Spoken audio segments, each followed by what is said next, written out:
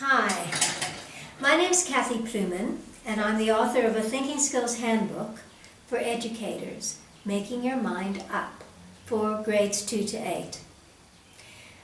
This is a Thinking Skills Handbook for left brain thinking, reason, logic, analysis, observation, like most thinking books are.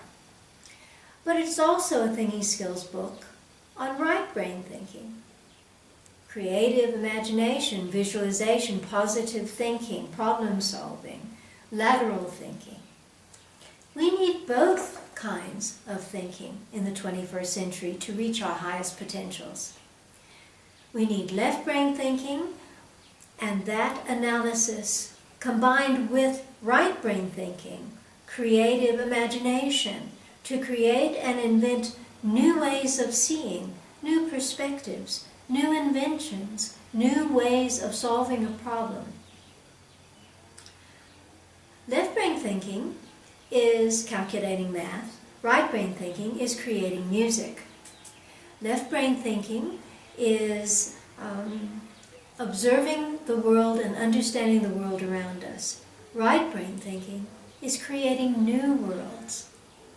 Worlds in the Sistine Chapel and great artistic masterpieces and great literature. We need both kinds of thinking in order to create new ways of being. And that is why this book is a very good thinking skills book to have. And I want to talk to you about a kind of experiential learning project that I did for a school, which incorporates left and right brain thinking, but it also incorporates experience. It's experiential learning. Why do we need this? Because those children will not forget the information. Statistically, they say that we remember 10% of what we read, 50% of what we see and hear, 70% of what we discuss. So discussion is vitally important in the classroom, but 80% of what we experience. Experience is the great teacher. And if we can give our learners an experience, they will remember that material. Now, what do I mean by experience? I mean a connection, developing a connection between the learner and the information, a bond, an emotional bond, which will give them deeper insight and understanding of the subject matter that they are learning. That's why experiential teaching is important. Now, this project that I did was for the grade 8s in a school, and they were studying medieval times in Europe. So I decided to do the medieval feast. The first thing you have to do is do your research. You have to make sure that all the information is readily available for the students so that they can access the information easily. So I decided to do antiquated documents. This is display that heron, dismember that crane. There's a book of courtesy, implements at the banqueting hall, manners for the guest. This is a journal from the comptroller stating the quantities and the kinds of meats for a large medieval feast. This gives recipes for fruit gravies. It gives the staff and their responsibilities at the feast. So you will also need to get a list of vocabulary of words that we don't normally use now, that was used during medieval times, like comptroller, like a nef for condiments, and like subtleties. This is a subtlety. This stag was a wire structure with mincemeat, what we use for mince pies, inside, and then wrapped in marzipan and icing and created into a work of art. The only thing we have nowadays that is like that we still use for banquets is the ice sculpture left over from medieval times. This is a notice admonishing the carver for a breach of etiquette. The carver put more than 2 fingers on the meat when they carved the meat. And this, of course, is the precursor of the fork, because they only had knives and spoons at that time. So this is the kind of information that's fun and interesting and sparks their curiosity. It's nice information to be able to find and discover. So, what I did was this.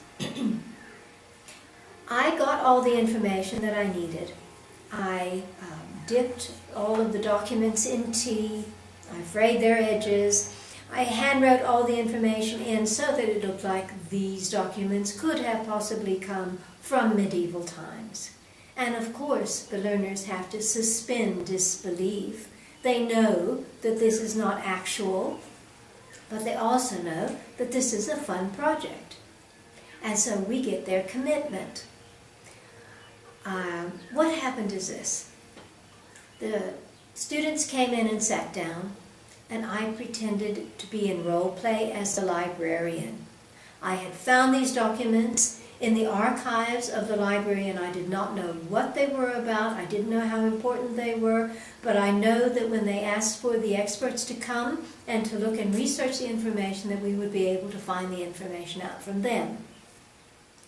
So then I went out of role play. I explained to the learners what the project was, what they were expected to do, that they were going to divide up into groups and take one special area of a medieval feast and report on it, and that I would help them in any way I could by coming in and out of character.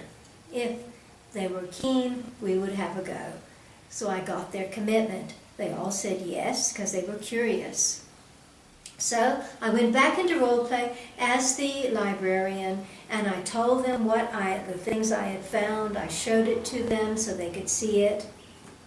I had a picture of a tapestry which I had cut up into different sections according to the categories. I think there were 7 or 8. It's on page 116 of the book, Making Your Mind Up. And the categories included food and drink, food preparation, decoration of the banqueting hall, the name and responsibilities of the staff at the banquet, specialties and exotic meat presentation, discussion of etiquette, and entertainment. And with these categories, I cut up that picture and I put a number on it for the special category they were doing, and they drew a puzzle piece from a hat. So they would know what that group was doing. Then they took the pertinent information and documents to their group, and they studied it and tried to come up with the answers to the questions. I went around the group and I went in and out of character. So I was the helpless librarian, enthusiastic, asking, what did you find? What information have you got? And they would tell me, and if they didn't, if they were struggling a bit, I would come out of character and become the educator, and I would help guide them on the principles of inductive reasoning and how they could make, from a specialized information, how they could draw a generality, because this is an inductive reasoning exercise. So they knew that in dismember that heron, that a heron could be cooked and used as food. From this, this is a ballad that was written by the balladeer for his friend the flamethrower, who set himself alight while entertaining at a medieval feast. From this information, they could make the generalization that balladeers and flamethrowers were part of a medieval feast entertainment. So I gave them time. I gave them 2 to 3 lessons to glean the information and to work with it. And then each group presented their information to the class. One member of each group presented the information, and they took their puzzle piece and they put it on the board, and they created eventually the picture of the medieval feast. We had a lovely time. It was very, very fun. And then we decided we would do the medieval feast. We got permission from the principal to use the hall. The specialized group that specialized in the banquet decoration decorated the hall.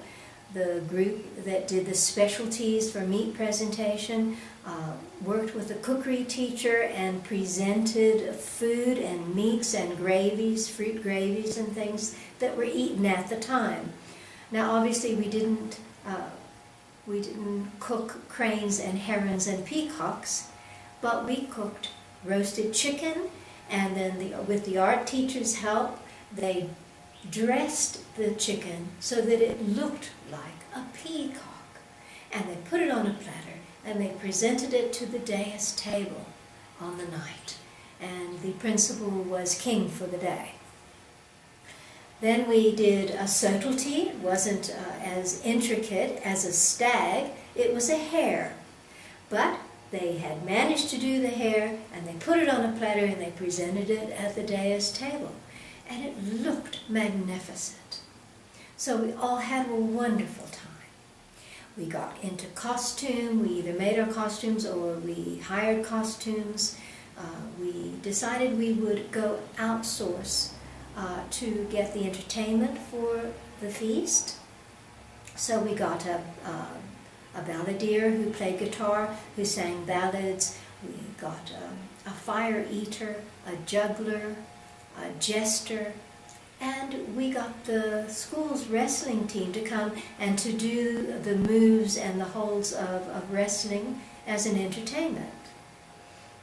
Half of the group waited on the other half, so half the group were the staff who used the proper etiquette to serve at the tables, and then when they had eaten, they switched places so that everyone had the experience of the medieval feast, being someone who served at the feast or someone who ate at the feast. We all had a wonderful time. We had great fun. And those children will remember all of that information, 80% of that information, and they will remember it with fondness and with joy. And that is the kind of learning that we need to give our students. If they can remember 80% of the information with fondness and joy, we are well ahead of educating our children properly. So, I have done quite a number of experiential learning projects in this book. You can get this book online at Barnes & Noble or Ingram, on the website Making Your Mind Up, or on Facebook. I will be doing a number of presentations on thinking skills, study skills, positive thinking, visualization, problem solving. So I look forward to seeing you again. Thank you.